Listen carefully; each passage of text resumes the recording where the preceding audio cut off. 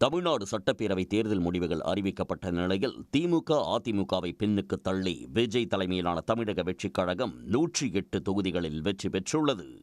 தாவேக தலைவர் விஜய் சென்னை பெரம்பூர் மற்றும் திருச்சி கிழக்கு ஆகிய 2 தொகுதிகளிலும் வெற்றி பெற்றார். பெரம்பூரில் 1,20,365 வாக்குகள் பெற்று விஜய் 53,715 வாக்குகள் வித்தியாசத்தில் வெற்றி வாகை சூடினார். இதேபோல் திருச்சி கிழக்கு தொகுதியில் 27,416 வாக்குகள் வித்தியாசத்தில் வெற்றியை வசப்படுத்தினார். சிவகங்கை மாவட்டத்தில் உள்ள திருப்பத்தூர் தொகுதியில் திமுக, தாவேக இடையேயான கடும் போட்டியால் நள்ளிரவு வரை வாக்கு எண்ணிக்கை நீடித்ததால் பரபரப்பு நிலவியது. இறுதியில் தாவேகாவின் சீனிவாசன் ஒரு வாக்கு வித்தியாசத்தில் அமைச்சர் பெரிய கருப்பனை பின்னுக்கு தள்ளி வெற்றி பெற்றார்.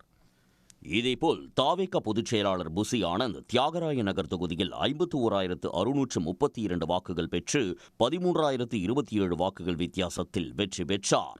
இதேபோல் கோபிச்செட்டிப்பாளையம் தொகுதியில் செங்கோட்டையன், சென்னை வில்லிவாக்கத்தில் ஆதவ் அர்ஜுனா, கொளத்தூரில் VS பாபு, எழும்பூரில் ராஜ்மோகன், மயிலாப்பூரில் வெங்கட்ரமணன் ஆகியோரும் வெற்றி பெற்றனர். ராயபுரம் அதிமுக வேட்பாளரான முன்னாள் அமைச்சர் ஜெயக்குமார் தாவேக வேட்பாளரிடம் தோல்வியடைந்து டெபாசிட் இழந்தார். ராசிபுரத்தில் முன்னாள் சபாநாயகர் தனபாலின் மகன் லோகேஷ் தமிழ்ச்செல்வன், திருச்செங்கோடு தொகுதியில் அருண்ராஜ் வெற்றி பெற்றனர். அவினாசியில் ஒன்றிய இணையமைச்சர் எல் முருகனை தாவேக வேட்பாளர் கமலி தோற்கடித்து வெற்றி பெற்றார். திருப்பூர் வடக்கு தொகுதியில் சத்யபாமா, காரைக்குடியில் பிரபு உள்ளிட்டோரும் தாவேக சார்பில் வெற்றி பெற்றனர். இதனிடையே தாவேக தலைவர் விஜய் லயோலா கல்லூரியில் உள்ள மையத்திற்கு சென்று பெரம்பூர் தொகுதியில் வெற்றி பெற்றதற்கான சான்றிதழை தேர்தல் அலுவலரிடமிருந்து பெற்றுக் கொண்டார்.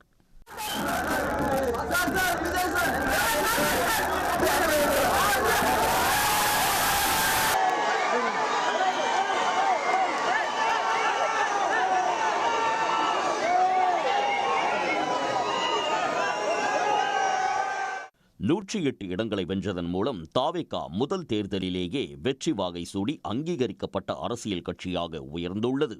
இருப்பினும் ஆட்சி அமைக்க 118 இடங்கள் தேவை என்பதால் தாவேகாவுக்கு தனிப்பெரும்பான்மை கிடைக்கவில்லை. இதனால் தொங்கு சட்டசபை அமைந்துள்ளதால் தாவேகாவின் நிலைப்பாடு அடுத்து என்ன நடக்கும் என்று எதிர்பார்ப்பு எழுந்துள்ளது. 2 தொகுதிகளில் போட்டியிட்டு வெற்றி பெற்ற விஜய் ஒரு தொகுதியை ராஜினாமா செய்ய வேண்டும் என்பதால் தற்போதைக்கு 117 என்ற எண்ணே பெரும்பான்மைக்கு தேவையான எண்ணாக கருதப்படும். ஆனால் நீண்டகால அடிப்படையில் 118 MLAக்கள் இருந்தால் மட்டுமே அந்த ஆட்சி தொடர்ந்து நீடிக்கும். அதன்படி 108 இடங்களில் வென்றுள்ள தாவேக பிற கட்சிகளிலிருந்து 10 MLAக்களின் ஆதரவை கோர முயற்சிக்கும் என எதிர்பார்க்கப்படுகிறது.